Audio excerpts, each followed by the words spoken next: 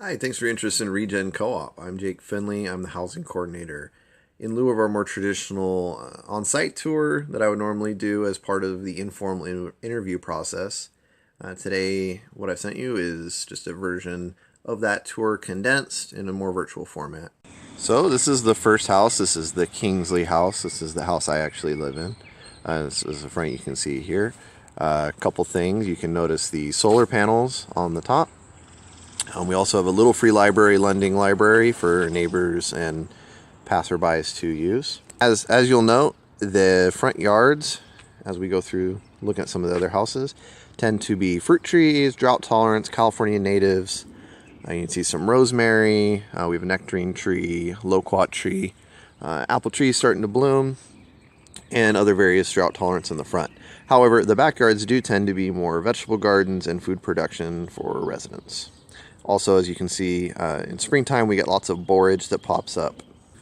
You can see is the Kingsley chicken coop. Now, two of the houses have chicken coops. I take care of both of them, not as my job as housing coordinator, but just as part of what I do here as a resident.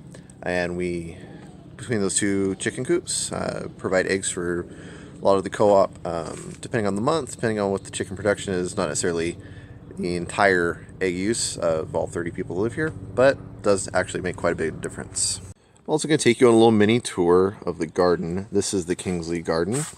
I do live at this house, so on this video tour you'll probably see a little bit more of this house than the others. Right here we have a row that's been replanted that will soon be some chard. Bear with me, the garden's usually a little more fruitful. However, we're kind of in between some seasons. We have some kale, some radishes, some carrots are coming up, and some rows I need to replant. Also, you can see the chickens in the background and some other kale in the background as well. One of the things we try to do here in the co-op is have vegetable gardens in the backyard. There's fruit trees in the backyard. You can see some of our orange trees. Our pomegranates are dormant at the moment. And so, yeah, the backyards tend to be a little bit more oriented on food production. The front yards tend to be more drought tolerant and California natives. And we have here the Palomares house. This house does not currently have any openings. It is one of the co-op houses. You can see front yard, these are pineapple guavas. There's also some plum trees, plenty of citrus, and tons of drought tolerance here in the front. This is backyard here at the Palomares house. We have here is our papaya tree here in beautiful sunny Southern California. It's pretty amazing the tropical fruits that can grow and not be affected by winter climate. We also have here a blood orange tree and then also pomegranate, which is currently dormant for the winter. And these noisy ladies are part of the chicken coop here at Palomares. It is our second chicken coop. We have a total of two. And you can see they're anxiously expecting me to give them something. They're pretty used to treats. You can see here in the background one of our many squirrels in the neighborhood, but also some oxalis from the yard, which comes up naturally as kind of a weed, but we utilize it as part of our sustainable feed source for the chickens. Throughout the co-ops, you'll notice there are lots of bicycles. Not only do we believe in sustainable travel practices, including riding your bike when you can, as opposed to driving in a car, we have many avid bicyclists as well as bicycle advocates. All right, so normally at this part of the tour, I'll give you a little history of the co-op. Co-op was founded in 1999 by several graduates of the regenerative program at Cal Poly Pomona. They wanted to take the lessons they learned there at the Lyle Center and put it into a real-world, real neighborhood application where people could continue living the particular lifestyle they had learned about after they graduated. And we're coming up here on the Kingsford house, the third house. You can see this front yard as we approach. Has lots of drought tolerance, California natives. One of the residents at this particular house works at a botanical garden and has taken great effort to make sure we have lots of California natives in the front. Also pictured, but not in their most beautiful state due to the winter climate, we have several fruit trees, including peaches, nectarines, plums. To demonstrate this, which is one of the backyard gardens, this is the Kingsford house. You can see in the background their particular composting method. You can also see here the backyard garden. Right now it's covered in a nitrogen fixing cover crop. And in the next week or so, this will be tilled back into the soil, possibly grazed by the chickens, and returned to the dirt to fix the soil here in this particular yard. We are now approaching the Bradford house. This is the fourth house I'm showing you on the virtual tour. It is, however, the first house that was purchased by the Regen Co-op. Regen Co-op started with this one house, eventually built up to 5 houses. Is now down to 4 houses.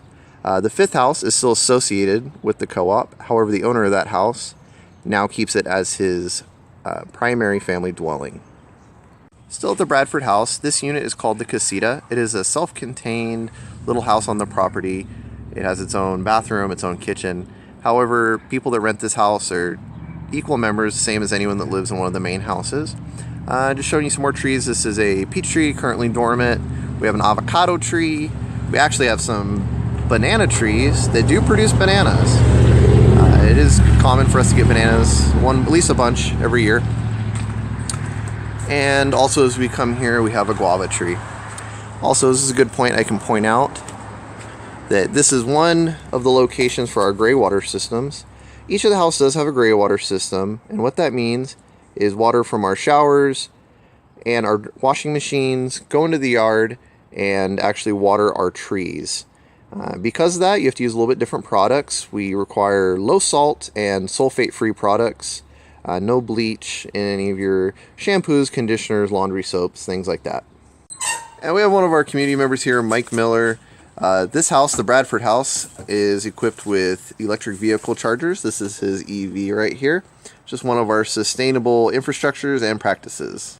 So lastly on this virtual tour, I'd like to cover a couple things that more are rules, guidelines, just facts of living here, things like that.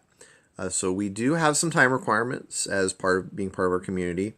There are dinners 5 nights a week. You are required to cook at one of those dinners. Usually your dish should serve somewhere between 15 to 20 people. And it can be one thing, just one dish. Normally you do let's say you're just going to make potato salad or something. It would be very similar to how you would make for yourself. Just make sure there'd be servings for 15 to 20 people to not necessarily fill up their plate, but get some of that dish. And on top of that, there are house meetings. Depends on the house, but usually about once a month to every month and a half, 2 months, something like that. But most houses will do it once a month. There are also community meetings once a month. Those are required as well. And in that, we talk about any plans for upcoming events, any issues that might be happening, things like we plan garden parties. Those are some things that happen sometimes as well as a time requirement. So those are kind of the requirements for that. We do 2 events every year. We have a Halloween party, which is a thing that people are required to help contribute to, but it's also just a fun event we put on to kind of relax and have a good time. Another event we do, which is also fun, but a little more serious, is our sustainability seminar. So every year we put on a sustainability seminar with different talks, presentations, and that is also just a nice event we put on to not only teach others, but just kind of as a community outreach as well. There are a few rules here. We don't allow federally controlled substances on the property. Smoking is not prohibited on the property. We don't allow mini fridges or space heaters. A few more things would be that since all of the bedrooms are unfurnished, you would be required to, whatever furniture you want, that would be on you. However, all of the common spaces are furnished, so we would ask that any furniture you bring would fit into your room. And then on top of that, just a few things. One common practice here in the co-op is we will often serve foraged food. And so foraged food can be different depending on how you're foraging it. It could be something that maybe a farmer's market, they're getting rid of some produce that won't be good for the next week. That's an example of a foraged food. Also maybe a neighbor's fruit tree that has too much fruit on it, or something like someone who has a work event and there was some leftover cake and they might bring that to dinner. So we just like to explain that is an option that might appear at dinners. On top of that, I haven't mentioned the gray water systems. Please feel free to email any questions if you have any questions about that. A few more things I'd like to mention. You can see here, the chickens that I have showcased. They're a little bit different than a pet. We manage them a little bit differently. Regen Co-op does have a hard time accommodating pets, so generally our rule is anything bigger than a small goldfish we don't really allow. Another thing that I hadn't mentioned yet, was part of to this point in the tour yet, was that all the houses do have a shared food fund. Most members find that it saves them money. It's between $10 and $20 a week, and that'll cover most of your staples. Anything additional that you would like, you're more welcome to keep in the fridge or pantry within reason, space allowing. And then the kind of rule of thumb is you just put your name on it if that's something that you're not wanting to include in the shared food fund. Also, our gardens do allow us to grow quite a bit of food, so that also is something that members find saves them money from having to buy food at a grocery store.